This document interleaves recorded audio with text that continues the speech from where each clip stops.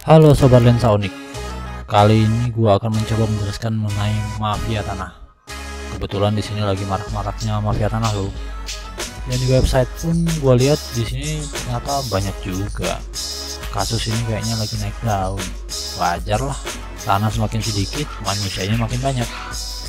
Bagi sobat yang ingin beli tanah, wajib nonton video ini sampai habis, karena gua akan jelaskan dan kasih trik supaya terhindar dari mafia tanah. Salah satu contoh di video ada di Halmahera Tengah. Ada 4 oknum ASN, kepala desa, dan 2 warga Halmahera. Artinya pelaku mafia tanah ini bisa ada di tengah-tengah kita guys. So, tonton video ini sampai habis ya, biar ngerti tentang mafia tanah. So, sobat pasti bertanya, apa sih mafia tanah? Mafia tanah itu adalah kejahatan pertanahan yang melibatkan sekelompok orang yang saling bekerja sama yang dengan sengaja untuk memiliki ataupun menguasai tanah milik orang lain secara tidak sah. Ada 3 nih kategorinya. Sekelompok orang yang bekerja sama, nggak mungkin sendiri, pasti jamaah. Yang kedua, menguasai tanah milik orang lain. Itu tanah bukan punya dia, cuman nilai ekonominya tinggi, pengen punya. Yang ketiga, dia itu menguasainya secara tidak sah. Karena nilai ekonominya tinggi, oknum-oknum tersebut bisa memasukkan alas hak ataupun sertifikat orang tersebut. Gimana? Dengan penjelasan tadi harusnya sudah ada sedikit gambaran tentang mafia tanah. Jadi memang mafia tanah itu lagi berkembang sekarang. Sekarang saya akan menjelaskan modus-modusnya mafia tanah. Maksudnya, jadi kalau kalian ketemu ciri-ciri yang seperti ini, maka kalian wajib waspada. Nomor pertama, mafia tanah itu indikasinya adalah pemalsuan. Pemalsuan di sini adalah pemalsuan alas hak yang belum bersertifikat, pemalsuan alas hak. Alas haknya berupa kayak letter C, kalau di Jawa letter C, giring dan sebagainya. Kalau secara umumnya ada surat pernyataan penguasaan pemilikan tanah ya, atau sporadik. Sporadik tersebut kalau untuk pemilik tanah yang real, yang benar-benar memiliki tanah tersebut, itu dikeluarkan. Mafia tanahnya mengeluarkan sporadik di tanah yang sama 2 kali. Jadi makanya di awal tadi bahwa mafia tanah itu nggak mungkin 1 orang, jamaah pasti.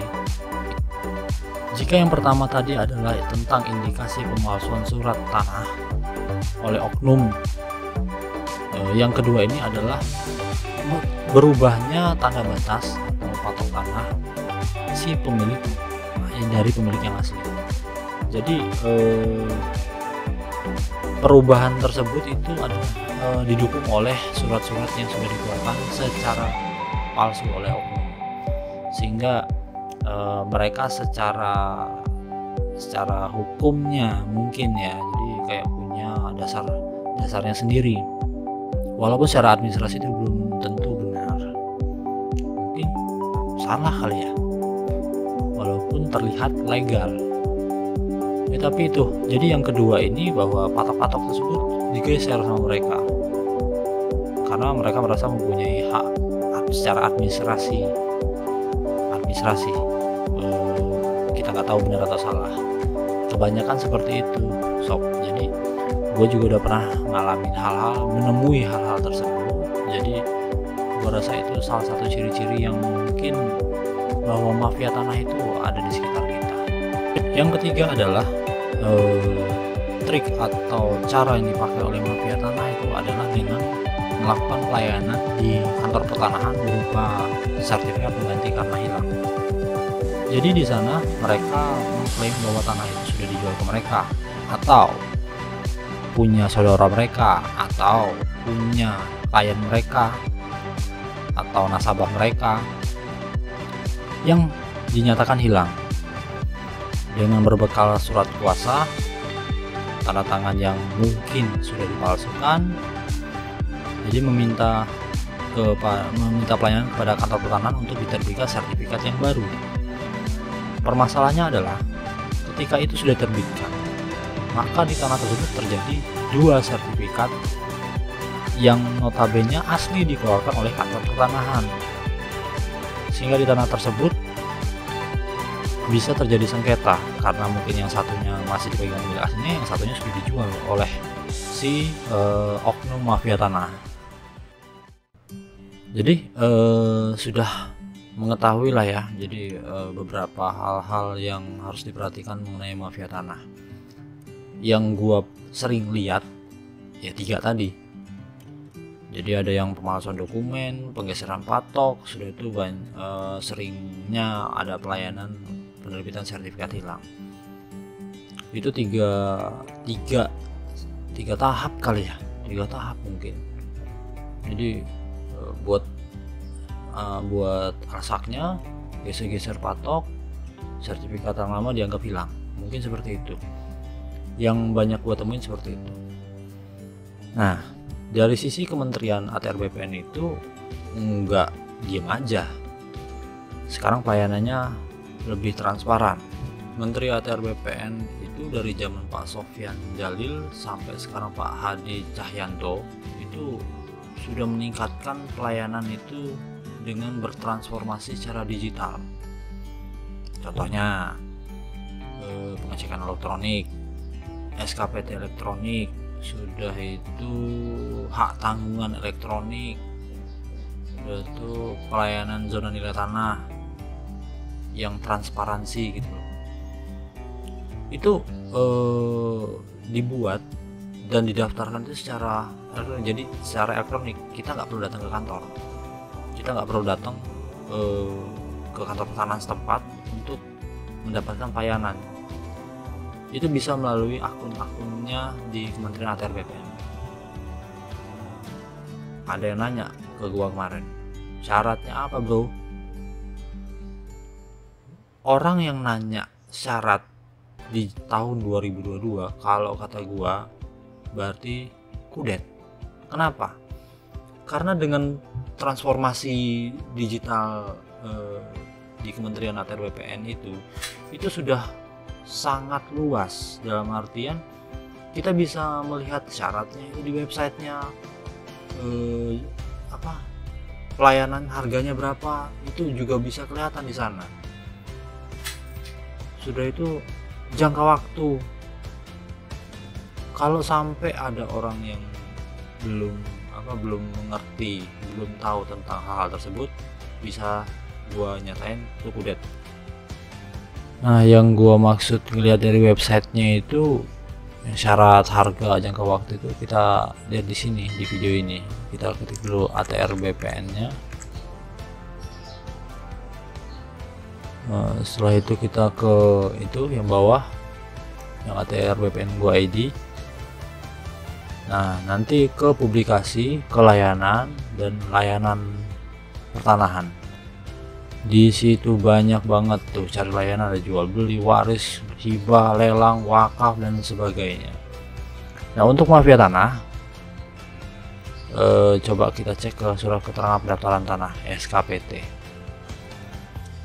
Nah, SKPT ini syaratnya itu 1, 2, 3, 4. Yang pertama adalah formulir permohonan yang sudah diisi dan ditandatangani oleh pemohon atau kuasanya. Yang kedua surat kuasa. Yang ketiga KTP KK. Yang keempat bukti hubungan hukum. Gampang kan syaratnya. Sudah itu masalah penyelesaian 4 hari kerja. Tarifnya cuma Rp50.000. Coba. Ya, kita lihat lagi dari awal. Di websitenya ada BPN Gua ID, ada beberapa macam informasi yang bisa kita dapat. Kayak ini ada Sentuh Tanahku, ini aplikasi yang berbasis Android ataupun iOS, itu bisa download untuk mengetahui lokasi tanah. Aplikasi mitra itu kalau nggak salah untuk PPATS atau notaris atau bank atau perorangan yang ingin mendaftarkan pelayanan di ATR BPN. Nah, kalau pegawai BPN-nya macam-macam, tinggal lapor, klik di aplikasi lapor tersebut, munculnya, nah ini, sampaikan laporan Anda. Ini sepertinya tentang aspirasi kita, pengaduan, permintaan informasi, ya itu Selanjutnya kalau teman-teman pengen mengetahui PPAT atau PPATS yang ada di seluruh Indonesia, bisa diajukan di website ini. Di seluruh provinsi lengkap, 33 provinsi, Papua sampai Papua pun ada. Kita coba lihat di Jakarta. Nah itu ada PPAT-nya 808, PPAT ya informasi yang sangat berguna yang membuktikan bahwa ATBPN itu sudah mulai transparansi dan sangat membantu untuk kita. Itu yang tadi ada di website, lumayan kan untuk mengetahui beberapa hal. Udah lumayan terbuka sih ATBPN sebenarnya. Oh iya, saya punya sertifikat, mungkin pengalaman saya bisa berguna untuk teman-teman semua. Di sertifikat ini ada beberapa hal yang mesti kalian perhatikan ketika mendapatkan sertifikat ini. Contohnya,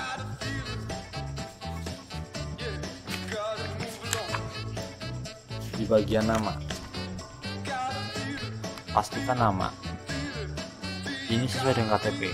Nama dan tanggal lahir harus disesuaikan. Setelah itu luas kanan bawah ya. Kalau nama kiri atas, luas kanan bawah, itu harus dipastikan sesuai enggak. Kalau beda-beda tipis, kalau bisa biasa kita beli tanah 100 meter misal, tapi sertifikat 98 meter, itu wajar karena ukuran kita sama ukuran dari ATBPN itu yang diakui itu ukuran dari ATBPN, karena mereka mempunyai sudut dan ukuran yang mempunyai kajian ilmiah mungkin kali ya. Itu dan ya ukuran yang paling benar lah dari ATBPN, bukan ukuran kita. Di ATBPN yang saya ketahui dari petugas kuliah bahwa sudutnya miring sedikit atau derajatnya miring sedikit itu mengaruhi luas ternyata. Saya juga baru tahu, gue baru tahu. Jadi luas kalau sedikit nggak apa-apa, tapi kalau misalnya luasnya 100 tiba-tiba diukur 50 meter, nah wajib untuk komplain, wajar lah. Yang kedua,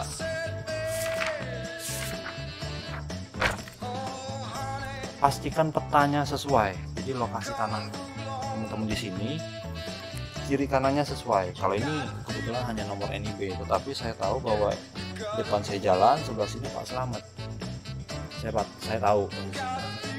Nah, ini menjadi apa ya, semacam penjagaan, semacam kita mengetahui lokasinya kiri kanan kita siapa, supaya ketika sertifikat yang diterima ini benar-benar tanah punya kita sendiri, bukan tanah yang di ujung seberang jalan tanah. Itu sih teman-teman. Ini dijaga. Kalau sampulnya beli aja di koperasi ATBPN ada kok ini. Di 10.000 ya. Lupa saya. Udah lama masalahnya. Tips ya untuk mafia tanah. Jadi kalau teman-teman punya tanah, ya jaga dong, dipagerin.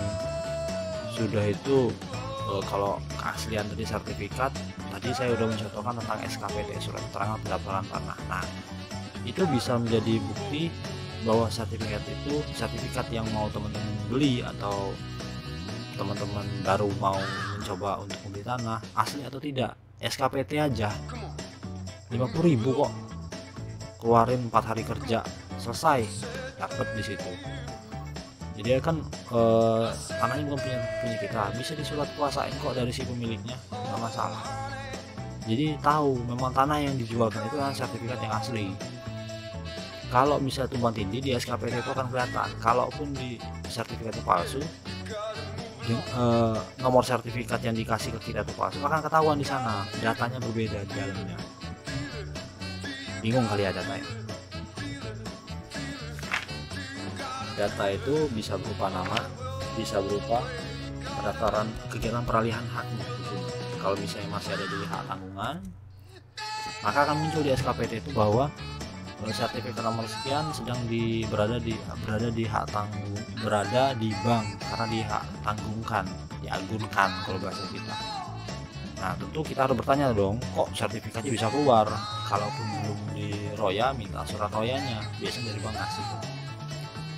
Yang kedua, setelah sertifikat keaslian dijaga, yang kedua itu bisa penjualnya atas nama si A. Pastikan kita ketemu si A nya sesuai dengan nama sertifikat. Kalau sertifikat namanya si A, berarti kita harus ketemu penjual si A. Kurangin pakai surat kuasa dari penjualnya, kalau bisa ketemu langsung si penjualnya kalau bisa. Cuman kan ada beberapa hal, kadang-kadang orangnya udah di Kalimantan, tanahnya masih di Jakarta, tapi ya kalau bisa ditemuin tuh penjualnya. Yang ketiga, sering-sering ngobrol sama tetangga di sekitaran tanah yang mau kita beli. Nah, itu lumayan mengetahui kondisi tanahnya itu apakah bermasalah, atau kalau memang itu punyanya si B bukan punya si A, itu akan ketahuan di situ. Tiga itu bisa untuk menjadi filter kita ketika kita membeli tanah dan tidak ketemu si mafia tanah.